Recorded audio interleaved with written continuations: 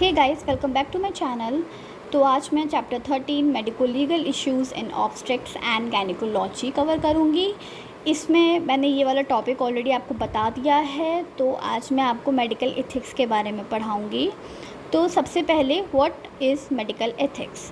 Medical ethics का मतलब ही क्या होता है कि आपका बिहेवियर एज अ डॉक्टर, आपका बिहेवियर क्या है आपके पेशेंट्स की तरफ या पेशेंट के साथ जो उसके गार्जियन हैं उसके साथ आपका क्या बिहेवियर होना चाहिए या किस तरीके के एफ़र्ट्स आपको करने चाहिए एज अ डॉक्टर।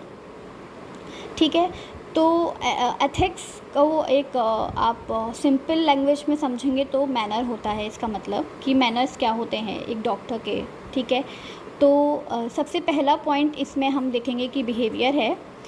वही जो मैंने बताया कि डॉक्टर का बिहेवियर क्या होना चाहिए आपके पेशेंट के साथ, ठीक है, या पेशेंट के साथ जो उसका गार्जियन या उसके साथ जो भी उसका पार्टनर आया है, तो उसके साथ आपका बिहेवियर किस तरीके का होना चाहिए। तो इसमें आपको ईगो नहीं होना चाहिए, आपको टेंशन नहीं लेनी है। ठीक है, कि पता आपके सामने आपका पेशेंट बैठा हुआ है और उसने आपको बताया कि मुझे ये प्रॉब्लम है और आप उसकी प्रॉब्लम सुन के आप खुद ही टेंशन ले रहे हो, तो वो पेशेंट जो है वो आप पर कैसे ट्रस्ट करेगा या उसको आपके ऊपर कैसे कॉन्फिडेंस आएगा कि मैं इस डॉक्टर के पास आया हूँ, वो खुद ही इतना टेंशन में है। ठीक है, तो आपको टेंशन फ्री रहना चाहिए बिल्कुल ही।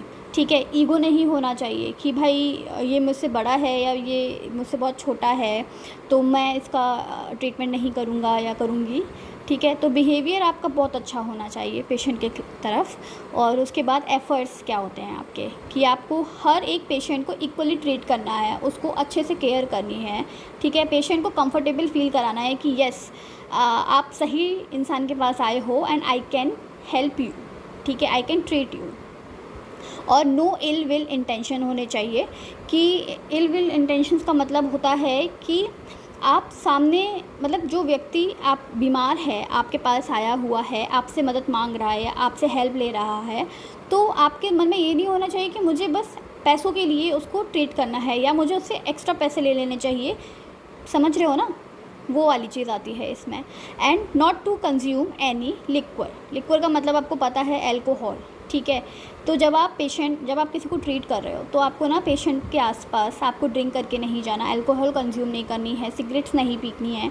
ये सारी चीज़ें आपको बहुत ध्यान में रखनी है। ठीक है, और फिर हम नेक्स्ट पॉइंट पढ़ेंगे कि ट्रूथफुल होना चाहिए एक डॉक्टर को, विट्रस होना चाहिए, माइंडफुल एंड पेशेंस ट्रीटमेंट होना चाहिए। माइंडफुल का मतलब ये होता है कि अगर आप पेशेंट को ट्रीट कर रहे हो तो आपको सिर्फ उसके ट्रीटमेंट में ध्यान होना चाहिए। ऐसा नहीं होना चाहिए कि आपको ये सोचना है कि मुझे घर जाके ये खाना है या मेरे घर में ये प्रॉब्लम चल रही है या मेरी लाइफ में ये प्रॉब्लम चल रही है या मुझे दूसरे पेशेंट को देखना है।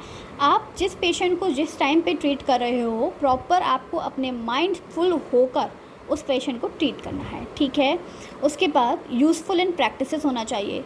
जो डॉक्टर है वो थोड़ा एक्सपीरियंस होना चाहिए, उसने प्रैक्टिस करी हो तभी तो वो आपको अच्छे से ईजिली ट्रीट कर पाएगा, है ना। उस पर कर्टियस मतलब उसके अंदर ना हिम्मत होनी चाहिए उस चीज़ को ट्रीट करने के लिए। बहुत ऐसे डॉक्टर्स मैंने देखे हैं अपनी लाइफ में जो आपकी प्रॉब्लम सुनते ही बोल देंगे हो this is very tough situation, ऐसे करके, तो वो पेशेंट को खुद ही डरा देगा। आप समझ रहे हो ना, तो वो पेशेंट इतना डर जाएगा, वो सोचेगा यार जब डॉक्टर ही इतने होपलेस हो रहे हैं तो फिर मेरा कैसे ट्रीट करेंगे वो, है ना। तो आपको ये सारी चीज़ें एक मैनर में होनी चाहिए कि एज अ डॉक्टर आपका क्या रिस्पॉन्सिबिलिटी बनती है आपके पेशेंट की तरफ। ठीक है, मेंटेन प्रोफेशनल सीक्रेसी। ठीक है, इसमें आपका ये जो सीक्रेसी का मतलब है, जैसे कि आपको पता है जब कोई प्रेग्नेंट होता है, ठीक है, बहुत सारे पेरेंट्स आते हैं, बहुत सारे लोग आते हैं कि भाई मुझे बता दो बेबी गर्ल है या बेबी बॉय है ना। तो आपको उस टाइम पे एक ऐसी सिचुएशन क्रिएट करनी है कि आपको ये भी ना हो कि आपने बताया नहीं है पेशेंट को, और ये भी ना हो कि पेशेंट या फैमिली, मैंने बहुत ऐसे डॉक्टर्स देखे हैं जिनको ना उनकी फैमिली मेम्बर्स ने बहुत ज़्यादा ऐसे धमकाया या वो सारी चीज़ें करी है कि मुझे चाहिए, मुझे बताओ कि अगर बेबी गर्ल है बेबी बॉय है। अगर बेबी गर्ल होती है ना तो वो क्या करते हैं, एमटीपीज़ कर देते हैं, अबॉर्शन करा देते हैं।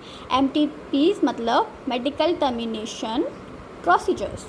ठीक है, तो आपको ये जो कुछ सीक्रेट्स होते हैं ना, एक पेशेंट डॉक्टर का जो रिलेशन होता है उसमें सीक्रेट्स नहीं होने चाहिए, बट एट द टाइम जब आपको पता है नेसेसरी है कि आपको कुछ सीक्रेट रखना है, तो वो आप उस पेशेंट से या उसकी फैमिली मेम्बर्स को नहीं बता सकते हैं, ठीक है। जैसे जेंडर रिवील मेन आजकल जो है, क्योंकि लोग आजकल गर्ल चाइल्ड को अबॉर्ट करा देते हैं, तो वो चीज़ आपको बहुत ध्यान में रखनी है, ठीक है।